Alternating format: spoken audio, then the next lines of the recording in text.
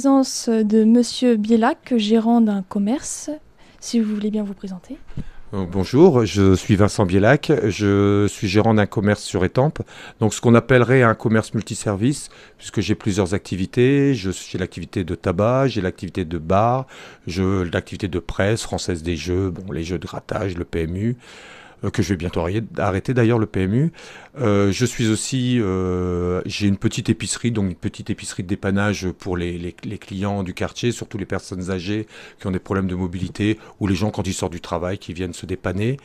Et ma petite fierté, ma petite passion, j'ai une cave à vin, puisque le vin est une de mes passions. Lors de la pandémie, les mesures sanitaires ont causé énormément de dégâts parmi les petits commerces. En quoi les mesures sanitaires vous ont-elles affecté ? Alors, il y a eu deux grosses activités qui ont été totalement stoppées pendant surtout pendant le premier confinement. C'est l'activité de bar, donc, qui représente 30% de mon chiffre d'affaires, et l'activité de la Française des Jeux, et de PMU, qui était complètement ferme. Le PMU était fermé, il n'y avait plus de courses. Alors, j'ai pas été affecté au niveau chiffre d'affaires, mais bon, le chiffre d'affaires dans une entreprise ne veut rien dire. C'est la marge qu'on dégage qui nous permet de vivre. Le bar représente 30% aussi de ma marge, donc il fallait trouver une compensation. On n'a pas eu de baisse d'activité parce que les frontières étant fermées, le tabac a très très bien a repris un essor qu'on ne connaissait plus depuis plusieurs années. Donc on a eu une compensation sur le chiffre d'affaires, mais pas sur la marge, puisque sur un paquet de tabac, on donne plus de 80% à l'État. Il y a eu une perte de clientèle, une grosse perte de clientèle, à peu près 25% de la clientèle, que je n'ai toujours pas retrouvée. Aujourd'hui, 1 an et demi après le premier confinement, j'ai toujours cette perte de 25% de clientèle. Les clients ont appris à consommer différemment. Par exemple, ils ont gardé des habitudes du premier confinement. J'ai juste donné un exemple. Pendant le confinement, les clients venaient acheter leurs cigarettes en gros. Au lieu d'acheter un paquet, passer tous les jours pour prendre 1 ou 2 paquets, ils étaient bien disciplinés, ils achetaient en gros, ils achetaient 1 cartouche, 2 cartouches, et ils ont continué. Donc aujourd'hui, c'est un flux client. Il faut savoir que dans un commerce, c'est le flux qui crée l'activité. C'est pas forcément le produit. Plus le client va venir, plus on va générer d'activité. En quoi j'étais affecté également, je vous l'ai dit, hein, c'était la marge. J'ai dû mettre mon personnel pendant le premier confinement chômage partiel. Donc c'est moi qui ai dû compenser les heures de mon personnel parce que l'amplitude horaire était toujours la même. Mais j'avais des activités fermées, je ne pouvais plus me permettre de les payer, surtout avec une baisse de marge de 30%. Mais une crise permet aussi de se remettre en question, permet aussi de se dire qu'est-ce que je pourrais faire, comment je pourrais m'organiser autrement. Et j'ai profité c'est triste à dire puisque c'était une crise. J'ai développé 2 activités pendant cette crise. J'ai développé un site internet, donc ce qui m'a permis de faire venir d'autres clients. Et j'ai développé un nouveau produit, qu'on appelle le CBD. Donc, et aujourd'hui, j'ai créé un petit CBD shop qui, avec le temps et dans les autres confinements qui ont suivi, ont permis de compenser cette perte de bar. Alors, il faut savoir qu'aujourd'hui aussi, le bar, mon activité bar et restauration, puisque je fais un petit peu de restauration, n'ont jamais repris le niveau d'avant la pandémie. Vous faites un peu de restauration, comme vous venez de le dire. Et si vous appliquiez le pass sanitaire, quel changement observeriez-vous dans votre commerce ? Le passe quoi ? C'est quoi cette chose ? Aucun changement. Je sais pas, non, moi au bar je sers du pastis, mais pas de passe machin, mais non, je connais pas. Je connais pas le pass sanitaire. Dans mon établissement, il n'y aura pas de pass sanitaire. Si jamais les mesures se viennent très très fortes, parce que encore une fois, dans mon activité, seuls les établissements, chez les buralistes, seuls les établissements disposant d'un bar ou d'un restaurant seront affectés par cette mesure stupide. S'il faut sauver des emplois, par exemple, ça serait une des raisons, je fermerai complètement le bar. Et donc, dans ce cas-là, je n'aurai plus l'activité bar et je ne serai pas soumis au protocole du pass sanitaire. D'autres raisons pour lesquelles vous êtes contre ce pass? Il y en a tellement.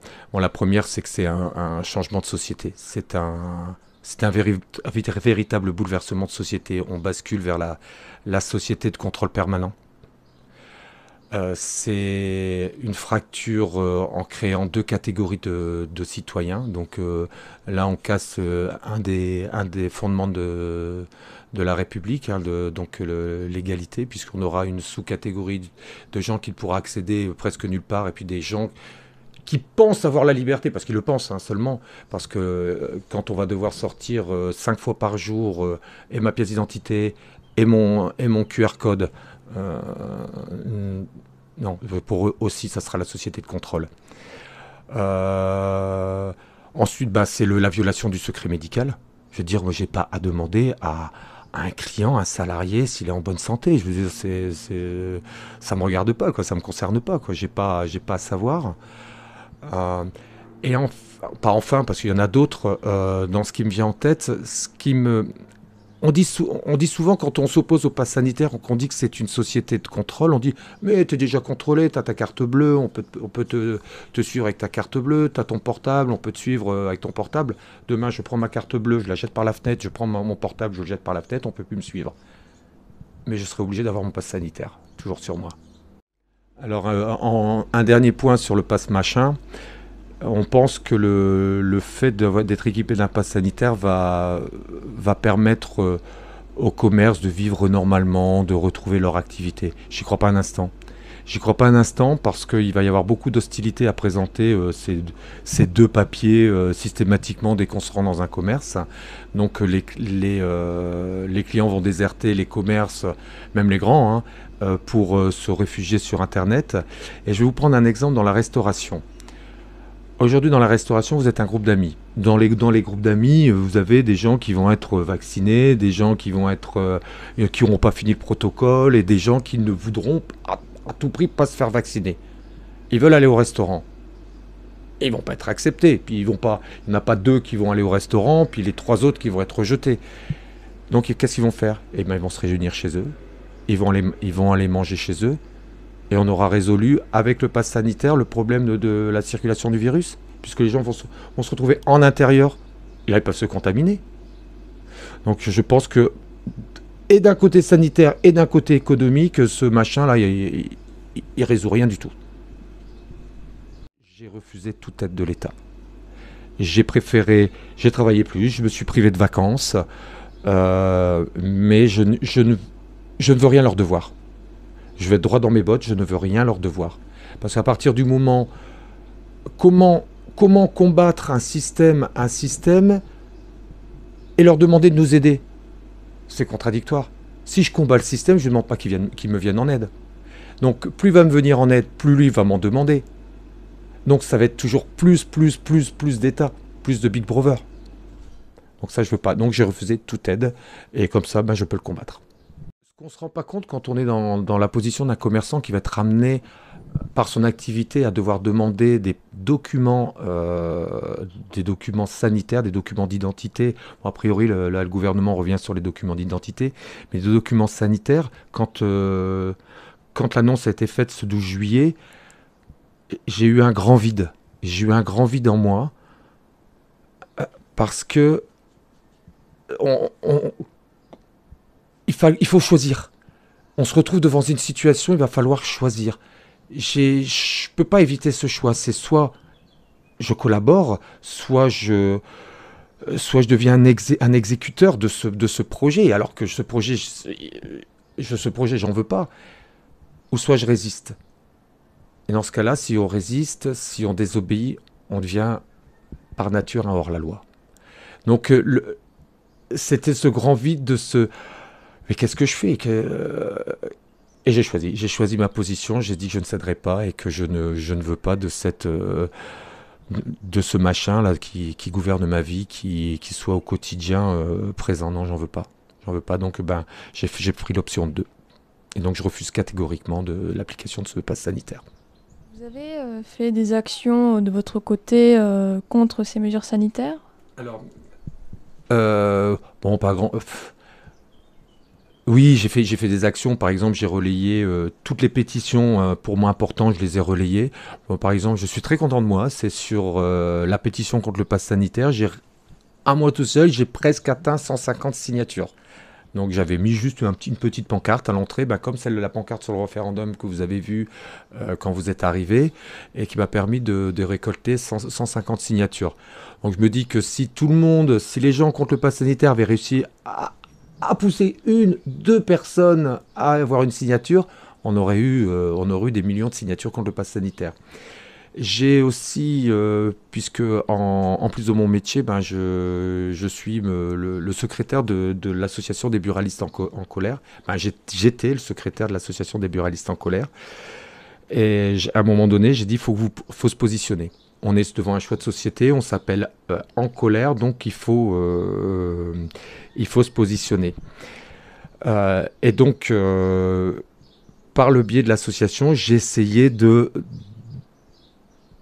faire valider mes collègues à cette résistance.